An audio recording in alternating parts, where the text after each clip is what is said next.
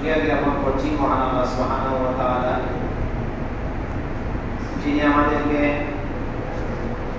সুস্থ রেখেছেন, ভালো রেখেছেন এবং আজকের এই জুমার দিনে গুরুত্বপূর্ণ আল্লাহর বিধান জুমার সালাত আদায় করা, খুতবা শোনা, এই ফরজ বিধানটা পালন করবার জন্য আমাদেরকে মসজিদ পর্যন্ত আসার তৌফিক দান করেছেন। এজন্য আমরা তার শুকরিয়া আদায় করছি। আলহামদুলিল্লাহ। অসংখ্য দুরূদ ও সালাম বর্ষিত হোক নবী মুহাম্মদুর রাসূলুল্লাহ সাল্লাল্লাহু আলাইহি ওয়াসাল্লামের প্রতি। আল্লাহুম্মা সাল্লি আলাইহি ওয়া বারিক আলাইহি। আমরা জুমার দিনগুলোতে বিভিন্ন বিষয়ের উপরে খুতবা পেশ করে থাকি, আপনারাও শুনে থাকেন। তো এখানে যেহেতু আমি নিয়মিত খুতবা দেই না, মেহমান হিসাবে আজকে এসেছি, তাই অনেক বিষয় তো আর একসাথে বলা সম্ভব না, এটা বলা যায়ও না। আর খুতবার সময়টা একটা নির্দিষ্ট টাইম থাকে, ইচ্ছা করলে এই খুতবার সময় বাড়ানো যায় না। তো এই জন্য অতি সংক্ষেপে কোরআন মাজিদের কয়েকটি আয়াতের আলোকে আপনাদের সামনে যে বিষয়টা আমরা আজকে জানার চেষ্টা করব বা যে বিষয়টা আজকে আমরা বোঝার চেষ্টা করব, সেটা হচ্ছে যে আল্লাহ সুবহানাহু ওয়া তাআলা যে আমাদেরকে এই দুনিয়াতে পাঠালেন, আমরা এই দুনিয়াতে আছি, আমরা সবাই একটা জিনিসের পিছনে দৌড়াই। এই ক্ষেত্রে কেউ বাদ নাই। মানুষ বলতে যারা আছে, সে হিন্দু হোক, বৌদ্ধ হোক, খ্রিস্টান হোক, মুসলিম হোক, সব ধর্মের মানুষ, সব শ্রেণীর মানুষ, সব পেশার মানুষ একটা জিনিসের পিছনে দৌড়ায়। সেটা কি? সেটা হচ্ছে মানুষ সফল হতে চায়, কোনো মানুষ ব্যর্থ হতে চায় না। তো আসলে আমরা যে জিনিসটাকে একভাবে চিন্তা করি, এই চিন্তাটা যদি আল্লাহ প্রদত্ত ওহী দ্বারা সাপোর্ট হয়, ওহীর সাথে মিলে, তাহলে সেটা পারফেক্ট হয়। আর মানুষের চিন্তা যদি আল্লাহর ওহীর সাথে না মিলে, তাহলে সেই চিন্তা ভুল হয়। আমরা আমাদের নিজেদের স্রষ্টা আমরা নিজেরা নই, আমাদের একজন স্রষ্টা আছেন। আর যে যে জিনিস বানায়, যে যে জিনিসের ক্রিয়েটর হয়, স্রষ্টা হয়, এটা ভালো মন্দ কোথায় কিভাবে, এটা স্রষ্টাই ভালো জানে। এই জন্য আল্লাহ সুবহানাহু ওয়া তাআলার একটা বড় হিকমত হচ্ছে যে তিনি আমাদেরকে বানিয়েছেন, আমাদেরকে দুনিয়াতে একটা নির্দিষ্ট সময় পর্যন্ত হায়াত দিয়েছেন। এই সময়টাতে আমাদের জন্য যা কিছু দরকার হয়, আমরা জীবনযাপন করবার জন্য বাসা বাড়ি, খাওয়া দাওয়া, পোশাক আশাক, যা কিছু দরকার হয়, আল্লাহ সেটাও আমাদেরকে সরবরাহ করেছেন। কিন্তু একটা জিনিস আমাদের দায়িত্বে দেননি, সেটা তিনি নিজে নির্ধারণ করে দিয়েছেন। সেটার নাম কি? সেটার নাম হচ্ছে শরীয়ত, সেটার নাম হচ্ছে দ্বীন, যেটা আমরা সব সময় ইয়াকা না'বুদু ওয়া ইয়াকা নাস্তাঈন বলার পরে বলি ইহদিনাস সিরাতাল মুস্তাকিম। আল্লাহ আমাদেরকে সঠিক পথের সন্ধান দেন, সঠিক পথ আমাদেরকে বলে দেন। এই সঠিক পথটা কি, সিরাতুল মুস্তাকিমটা কি, আর এটার উপরে চললে কি ফায়দা হবে, এটা নির্ধারণ করেন আল্লাহ।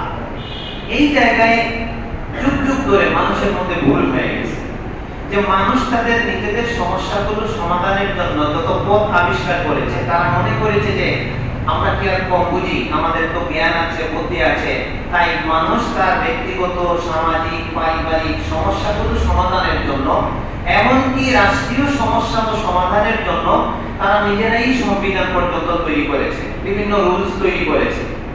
কিন্তু যুগ যুগ ধরে মানব সৃষ্টির সূচনা থেকে নিয়ে এই পর্যন্ত, ইভেন কিয়ামত পর্যন্ত সাক্ষী হয়ে থাকছে যে যতদিন পর্যন্ত মানুষ ওহী দ্বারা পরিচালিত না হচ্ছে, ততদিন পর্যন্ত মানুষ শান্তি পাচ্ছে না। আজকে দেখেন আমাদের অবস্থা, পৃথিবীর অবস্থা। আমরা যদি ব্যক্তি হিসেবে দেখি, আমার মাঝে অশান্তি, অনেক সমস্যা, আমার পরিবারে অনেক সমস্যা, আমার সমাজে অনেক সমস্যা, আমার সামাজিক রাষ্ট্রীয় বিভিন্ন বিষয়ে অনেকগুলি সমস্যা। এখন এই সমস্যাগুলো থেকে উত্তরণ হয়ে আমি সফলতার দিকে কিভাবে যেতে পারি, এই সম্পর্কে কয়েকটা আয়াতের আলোকে সামান্য একটু দিক নির্দেশনা আল্লাহ সুবহানাহু ওয়া তাআলা আমাকে ভালোভাবে বলার, আপনাদেরকে শোনার এবং সবাইকে বোঝার এবং আমল করার তৌফিক দান করুন।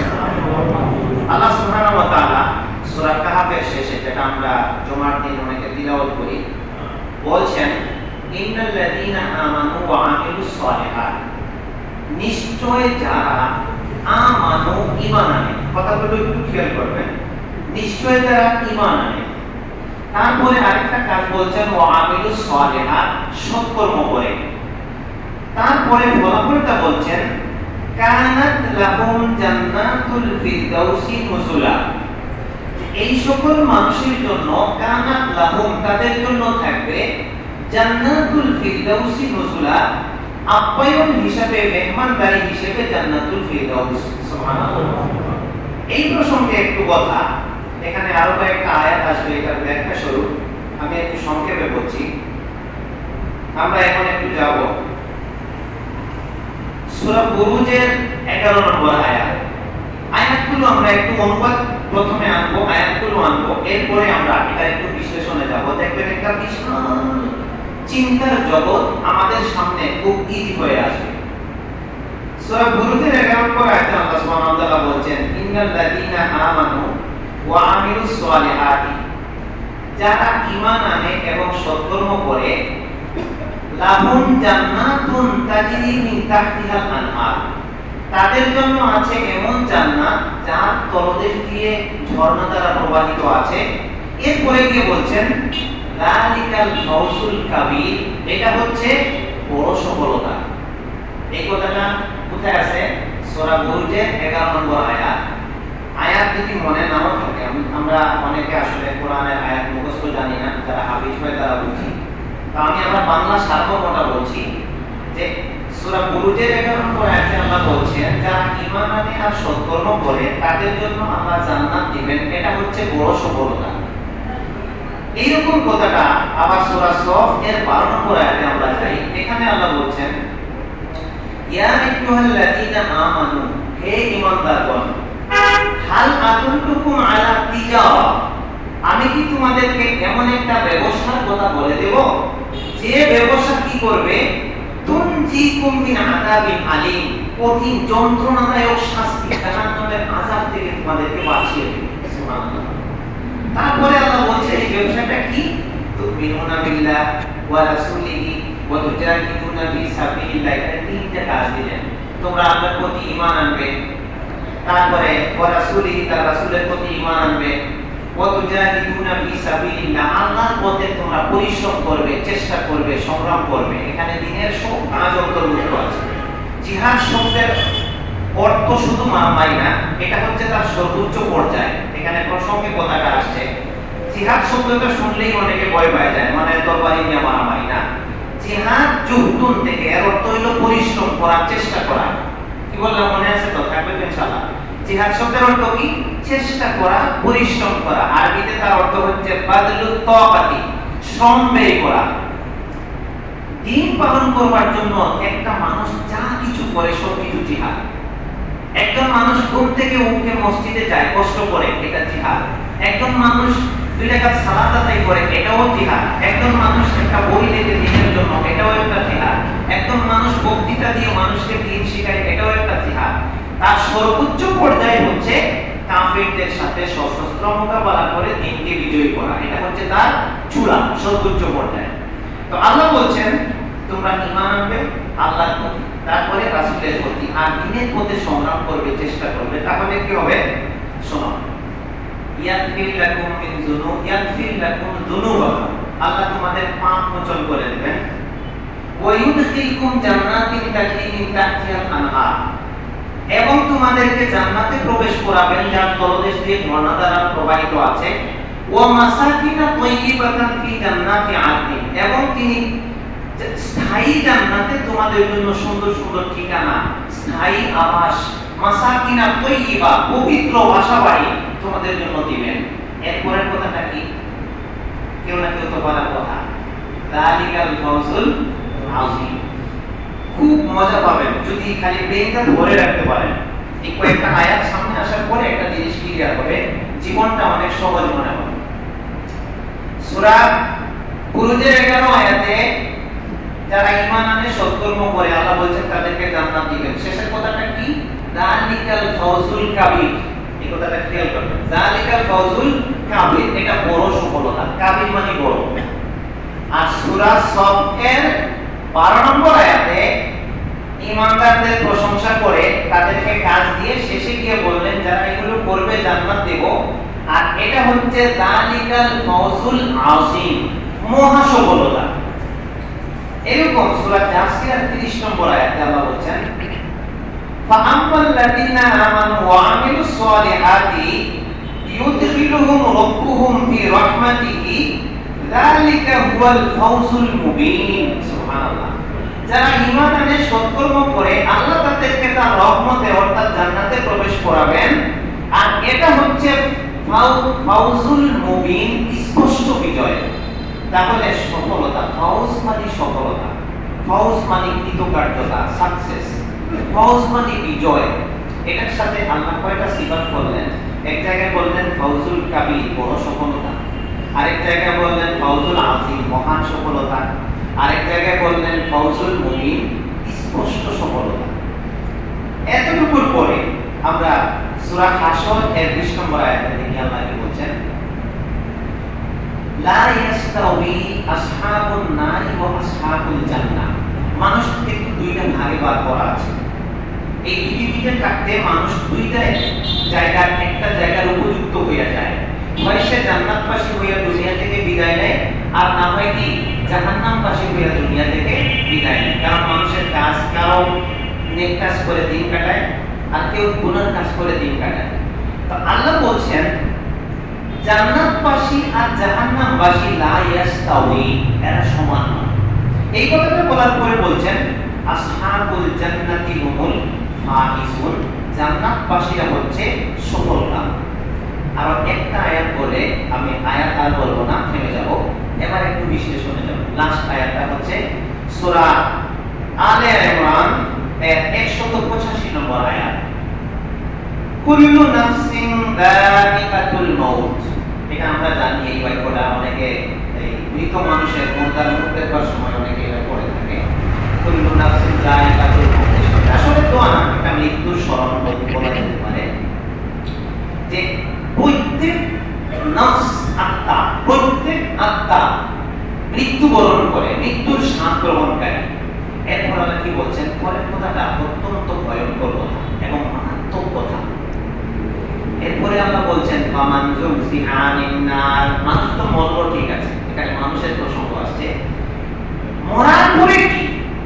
ফামান যুযিহা আনিন নার, যে জাহান্নাম থেকে বেঁচে গেল, জাহান্নাম থেকে মুক্তি পেল, ওয়া উদখিলাল জান্নাতা, এবং জান্নাতে প্রবেশ করতে পারলো, ফাকাদ ফাজ, সে সফল হয়ে গেছে। ওয়া মা হায়াতুদ দুনিয়া ইল্লা মাতাউল গুরুর, আর দুনিয়ার জীবন তো ধোঁকা ছাড়া আর কিছু নয়। এখানে আমি আর আয়াত বললাম না, আপাতত একটু সামনে গেলাম। আরো কিছু আয়াত আছে, পরে আসে। এখানে একটু থামি আমরা 4-5টা আয়াত আমরা শুনলাম আল্লাহর কোরআনে। আয়াতগুলোর সারমর্ম হচ্ছে আমরা আমাদেরকে একটা জিনিস, মৌলিক একটা জিনিস আমাদের মাথায় এড়ে দিতে চাচ্ছেন। এই কথাগুলো একটা আয়াতে বললে হতো, কথা বোঝা যাচ্ছে তো? একটা জায়গায় কোরআনের কথায় তো কোনো সন্দেহ নেই। আমরা কি আর আল্লাহ কোনো আয়াতকে সন্দেহ করছি না? এটা করলে ঈমান থাকবে না। কোরআনের কোনো একটা শব্দ নিয়ে সন্দেহ থাকলেও ঈমান থাকবে না। কোরআন মজিদের কোনো একটা আয়াতে আল্লাহ যদি এই কথাটা বলে ছেড়ে দিতেন যে যারা ঈমান আনে, সৎকর্ম করে, ভালোভাবে দুনিয়াতে চলাফেরা করে, তাদেরকে আমি জান্নাত দিব, এটাই হচ্ছে চূড়ান্ত সফলতা, ছেড়ে যেত। কথাটা বুঝা গেছে? ছেড়ে যেত, আর দরকার ছিল না। আমি তো এখানে 5টা আয়াত কোট করেছি, প্রায় 20টায় এই ধরনের কথা আল্লাহ নিজেই করেছেন। কেন? কারণ হচ্ছে আল্লাহ এটা জানেন, যেহেতু তিনি আমাদের স্রষ্টা, আর আমরা যাদের একটু জ্ঞান বুদ্ধি আছে, আমাদের ব্রেন পাগল নই আমরা, যাদের একটু বোঝ আছে, তারাও আমরা এটা জানি যে প্রত্যেকটা মানুষ সফলতার পিছনে দৌড়ায়। কিসের পিছনে দৌড়ায়? সফলতার পিছনে। একটা বাচ্চা কিভাবে সফলতার পিছনে দৌড়ায়? সে লেখাপড়ায় মনোনিবেশ করে, মনে করে যে একটা পরীক্ষা দিলে আমি এক ধাপ সফল হইলাম, এসএসসি দিল, এক ধাপ সফল, পরে মনে করে যে আমি ইন্টারমিডিয়েট দিলে বা আলিম দিলে আরেক ধাপ সফল। এইভাবে সে লেখাপড়ার জীবনটাকে সফল হিসেবে নেয়। লেখাপড়া শেষ করার পরে সে যখন একটা চাকরি পায় মনে করে আমি আরেক ধাপ সফল হই। এরপরে যখন সে বিয়ে শাদী করে সংসার করে মনে করে যে আরেক ধাপ সফল হই। এরপরে সে যখন সন্তান পায় তখন আরেক ধাপ সফল। সন্তান লেখাপড়া পড়াইয়া মানুষ করতে পারলে মনে করে আরেক ধাপ সফল। এইভাবে ব্যবসা বাণিজ্য কামাই রুজি এগুলাতে আমরা সারাটা জীবন 24 ঘন্টা রাত দিন আমরা সফলতা খুঁজতে থাকি এবং এর পিছনে আমরা দৌড়াইতে থাকি। ঠিক এই জায়গাটা যে জিনিসের পিছনে আমাদের 1 ঘন্টা নয়, 2 ঘন্টা নয়, 1 সপ্তাহ নয়, 2 সপ্তাহ নয়, 1 মাস নয়, 1 বছর নয়, যে জিনিসটার পিছনে আমাদের লাইফ চলে যায়, পুরো জিন্দেগি চলে যায়, এই জিনিসটাকে আল্লাহ আমাদের সামনে এনে বারবার বিভিন্ন আয়াতে প্রতি পাড়ায় পাড়ায় পৃষ্ঠায় পৃষ্ঠায় সূরায় সূরায় আমাদেরকে এটা বোঝাতে চাচ্ছেন, দুনিয়ার মানুষ শোনো, একটা জায়গায় তুমি ধোঁকায় পড়বা। শেষে কিন্তু সূরা আলে ইমরানের 185 নম্বর আয়াতে এই কথাগুলোর পরে একটা কথা বলা আছে যেটা প্রথম আয়াতে নাই। অন্যান্য জায়গায় আল্লাহ বলেছেন ঈমান আনবা, সৎকর্ম করবা, জান্নাত দিব, এটাই সফলতা। সফলতাকে বিভিন্ন ভাবে তিনি বৈশিষ্ট্যমণ্ডিত করেছেন, চূড়ান্ত সফলতা, মহা সফলতা, স্পষ্ট সফলতা। কিন্তু সূরা আলে ইমরানের 185 নম্বর আয়াতের শেষে কি একটা কথা বলেছেন, তিনি বলেছেন ওয়ামাল হায়াতুদ দুনিয়া ইল্লা মাতাউল গুরুর। শুনো, আমি তো সফলতার কথা বলছি তোমার জন্য, সেই সফলতায় চাইতে তোমার কাছে বাধা আছে। সেই বাধাটা হচ্ছে এই দুনিয়ার জাল আছে, বিভিন্ন জাল। এই জাল ছিন্ন করে তুমি সেই সফলতায় যাওয়া তোমার জন্য কঠিন হবে। এই জন্য আমি আগেই জানাই দিলাম, আল্লাহ বলছেন তোমাকে আমি আগেই জানাই দিলাম, দুনিয়াটা হচ্ছে প্রতারণার জাল। সুন্দর করে বুঝেন, দুনিয়াটা হচ্ছে কি? প্রতারণার জাল। এবার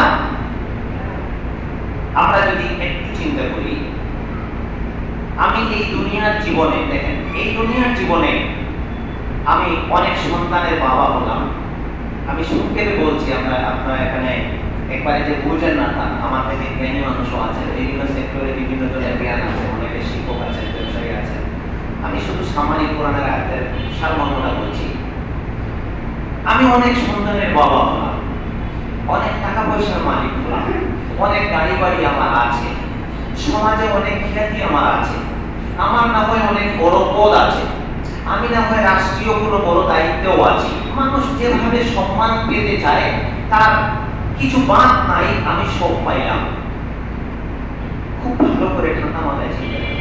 আমি বলছি না আপনাদেরকে আজকে যে আপনারা কেউ নামাজ ত্যাগ করবেন না, নামাজ পড়বেন, এই ওয়াজ আমি করতে পারতাম, কিন্তু এটা এই ওয়াজ আপনারা জানেন নামাজ পড়া ফরজ, না পড়লে গুনাহ হয়, এই কথা এই জুমার খুতবার আগে জানেন না একজন মানুষ? হাত তুলেন তো, একজন আছে এখানে? কিন্তু আমি বলতে পারি